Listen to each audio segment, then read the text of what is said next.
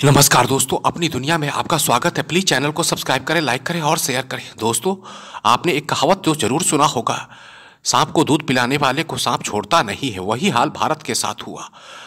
भारत ने जिन जिन पड़ोसियों को मदद किया, वे पड़ोसी मजबूत होने के बाद भारत के पीठ में छुरा भोंका। आप खुद देख लीजिए ना, मालदीव हो गया, म्यांमार हो गया, बांग्लादेश हो गया। हम यहाँ बात कर रहे हैं बांग्लादेश की। दोस्तों, कुछ ही महीने पहले जब बांग्लादेश में सत्ता परिवर्तन हुआ और वहां की प्रधानमंत्री शेख हसीना को सत्ता से हटा दिया गया, उसके बाद शेख हसीना डरकर वहां से भागी और भारत में आ पहुंची। भारत ने उन्हें पूरा सम्मान दिया और अभी भी शरण दिए हुए हैं। तभी से दोस्तों यह लगने लगा था कि अब जो भी बांग्लादेश की सत्ता में आएगा वो भारत विरोधी होगा। बिल्कुल वैसा ही हुआ दोस्तों। मोहम्मद यूनिस, जो एक नोबेल लॉरियट है, उसे वहां का अंतरिम प्रधानमंत्री चुना गया और तभी से दोस्तों वो मोहम्मद यूनिस भारत विरोधी बना हुआ है। कभी भारत को बांग्लादेश के बाढ़ के लिए जिम्मेवार ठहराता है, फिर भी दोस्तों भारत ने अपना सॉफ्ट कॉर्नर हमेशा रखा।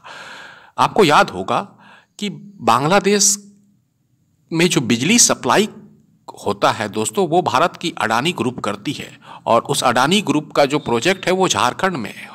वहीं झारखंड से वो बिजली बांग्लादेश जाता है और बांग्लादेश की सरकार अभी तक अडानी को पेमेंट नहीं की थी। अडानी ने जब पैसा मांगा तो भी अडानी को कोई भी जवाब नहीं मिला।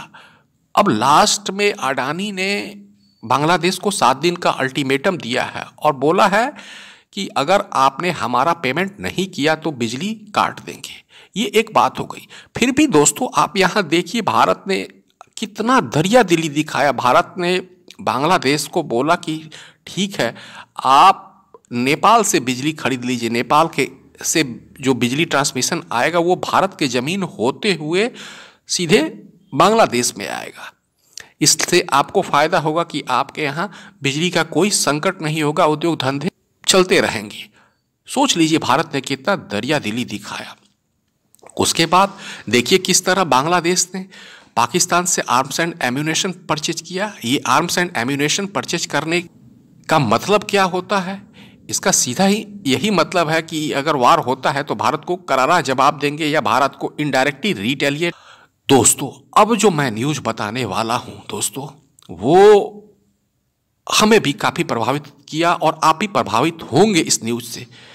आपको पता है कि बांग्लादेश पूरी दुनिया में टेक्सटाइल का हब है दोस्तों, इसमें कोई शक नहीं है। अभी तक होता क्या था कि जो भी टेक्सटाइल बांग्लादेश विदेश में भेजता था वो भारत के बंदरगाह या कार्गो होते हुए दूसरे देश जाता था। उससे भारत को थोड़ी आय हो जाती थी, थोड़ा पैसा भारत कमा लेता था।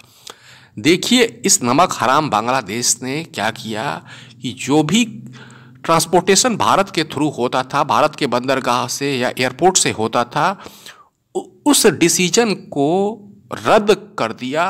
अब वो बांग्लादेश जो है अपना ट्रांसपोर्टेशन मालदीव के थ्रू करेगा। यानी बांग्लादेश की मंशा है भारत को इकोनॉमिकली वीक करने का। शायद बांग्लादेश को ये पता नहीं है कि गोजर का एक टांग टूट जाने से गोजर को कोई फर्क नहीं पड़ता है। इतनी बड़ी इकोनॉमी, इतना बड़ा देश, थोड़ा नुकसान ही हो जाएगा तो क्या होगा। लेकिन अब भारत को सचेत रहना पड़ेगा। ये बांग्लादेश भारत के लिए कुछ भी कर सकता है, भारत को नीचा दिखाने के लिए, भारत को चोट पहुंचाने के लिए कुछ भी कर सकता है। भारत को भी अब वो एक्शन लेना होगा जो बांग्लादेश के हितों को प्रभावित करे। शांति का पाठ पढ़ने से अब कुछ नहीं होगा। दोस्तों, आपकी क्या राय है इस पर? प्लीज़ कमेंट बॉक्स में बताएं। धन्यवाद।